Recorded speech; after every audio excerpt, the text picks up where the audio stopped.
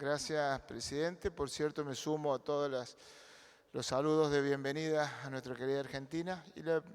Es muy simple conocer tanto en las pandillas si los ciudadanos eran de El Salvador o tenían de origen extranjero, ya sean sus jefes o los soldaditos. Las pandillas iniciaron en Estados Unidos, pero lo que sucedió fue así. En los 80s tuvimos una guerra civil muy sangrienta entre un grupo guerrillero y el gobierno, básicamente un reflejo del conflicto este-oeste que había en el mundo. Y esa guerra que pues devastó El Salvador hizo que emigrara un gran sector de la población. Esa gente emigró y obviamente la mayoría de inmigrantes van sin nada y entonces se van a vivir a guetos, una especie de guetos en los Estados Unidos. Ahí en esos guetos, en ese tiempo, dominaban las mafias, las pandillas mexicanas.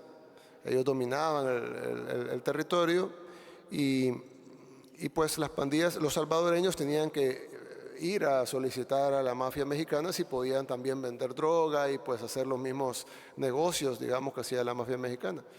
Obviamente hubo pleitos naturales que hay entre distintos grupos sociales y los salvadoreños decidieron formar su propia pandilla. Luego ellos de formar su propia pandilla se pelearon entre ellos y se formaron dos pandillas salvadoreñas, que es la Barrio 18, que es porque ellos controlaban la calle 18, y la Mara Salvatrucha, que en Estados Unidos es conocida como MS-13, porque ellos controlaban la calle 13, ¿verdad? ¿Correcto? Controlaban la calle 13. Entonces de la 18 para allá vendes tú y de la 13 para allá vendo yo y los mexicanos en el otro lado. La pandilla empezó a crecer como una pandilla principalmente de salvadoreños, aunque se unieron de otros países, en Estados Unidos. En El Salvador no teníamos pandilleros, nosotros no sabíamos que era un pandillero.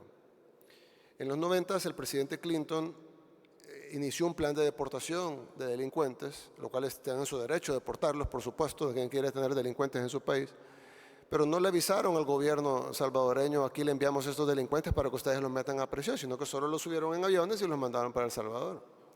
Entonces en El Salvador empezaron a llegar estos muchachos que, digamos, se vestían digamos, un poco distinto, que se pudiera confundir con un rapero, pues no necesariamente tiene que ser un delincuente, era la moda en los 90s. Entonces pues llegaban a las comunidades con ropa extrovertida, hablando inglés, con zapatos caros, etcétera, y entonces pues los jóvenes los veían como dioses, ¿no? Y entonces se empezaron a formar las pandillas en El Salvador. Cuando en El Salvador se empezó a ver el fenómeno, yo era un niño pues, pero lo recuerdo bien, cuando se empezó a ver el fenómeno de las pandillas, se empezó a ver más como un fenómeno como interesante, como miren, se están formando pandillas como las de Estados Unidos, aquí en El Salvador. Tenían pleitos entre ellos, pero no terminaba en gran cosa. Sí, habían algunos asaltos y algo, pero se veía como algo pequeñito, pues como una pandilla juvenil ahí haciendo sus travesuras. En ese momento, justo a la par, será coincidencia o diseño, depende si queremos pensar en conspiración o simplemente las casualidades de la vida, empiezan a promoverse en Latinoamérica las leyes del menor infractor. Coincidentalmente, la mayoría de pandilleros eran menores y todos los reclutas, el 100% eran menores. Ellos reclutaban gente de 12 a 18 años. Entonces todos los reclutas eran impunes ante la ley, no se podían arrestar. Y entonces se hizo la ley de menor infractor justo cuando empezaron a crecer las pandillas. En 4 años las pandillas tenían controlado las comunidades populosas de El Salvador y empezaban ya a matar, a cobrar extorsión, a vender drogas, se empezaron a convertir en algo malo. El gobierno, recuerdo bien, ¿cuántos pandilleros habían cuando se lanzó el Plan Mano Dura de Paco Flores?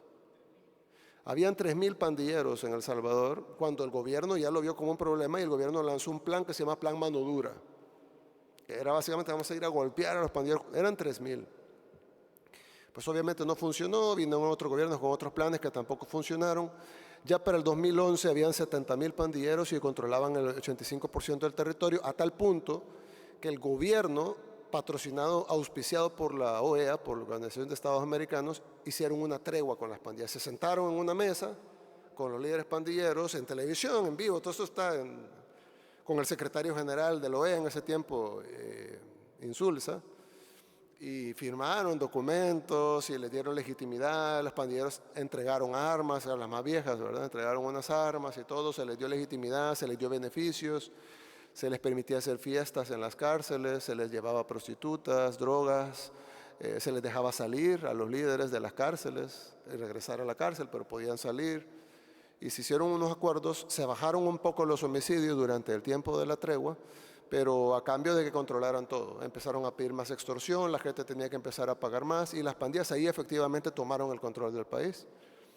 Cuando la tregua termina, porque se volvió insostenible, las pandillas entonces desencadenaron lo que hizo que el país se volviera el país más peligroso del mundo. No lo era todavía, se volvió ahí, porque las pandillas no aceptaron que se les quitara el poder que se les había dado. Y pues desencadenaron esa guerra que terminó con nuestra contraofensiva hacia ellos. Entonces, para responder en corto, la mayoría son salvadoreños, hay hondureños, hay guatemaltecos, hay estadounidenses, pero la mayoría son salvadoreños. Son pandillas que nacieron en Estados Unidos, es una cultura, una subcultura muy común en los Estados Unidos, ellos lo tienen allá, de puertorriqueños, de venezolanos, tienen el Tren de Aragua, sí, ahí es muy famoso esto. Y aquí en El Salvador, pues, nosotros en El Salvador, perdón, tenemos mayoritariamente son salvadoreños, sin embargo sus órdenes vienen muchas veces de Estados Unidos. Hay tres liderazgos, el liderazgo de los Estados Unidos, el liderazgo de la cárcel y el liderazgo de la calle. Entonces, la mayoría son salvadoreños, pero es un fenómeno de una subcultura estadounidense que se ha expandido fuertemente en casi todo el mundo. Es decir, lo vemos en Ecuador, tenemos Latin Kings, es decir, es común.